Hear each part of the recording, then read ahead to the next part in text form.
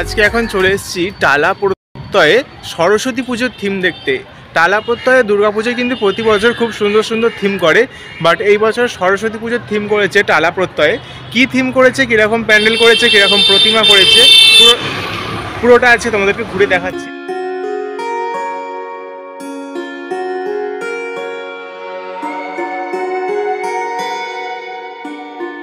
টালা প্রত্যয় 24-এ 99, 25-এ 100।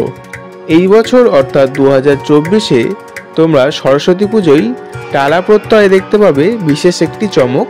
তবে প্যান্ডেলে কোনো চমক থাকছে না, চমক থাকছে প্রতিমায়।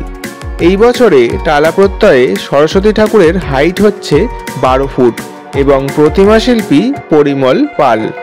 এবং এই প্যান্ডেলটি ওপেনিং হচ্ছে 12ই ফেব্রুয়ারি, অর্থাৎ সরস্বতী পুজোর দুদিন আগে। আর সরস্বতী পুজোয় কলকাতার কোন কোন জায়গায় কি কি থিম হয়েছে তা জানতে অবশ্যই চ্যানেলটি সাবস্ক্রাইব করো, তোমরা ভিডিও আপডেট পেয়ে যাবে। আর তোমাদের জানা অন্য কোনো জায়গার ভিডিও তোমরা যদি দেখতে চাও তাহলে অবশ্যই কমেন্টে জানাবে, আমি ভিডিওটি বানাবো।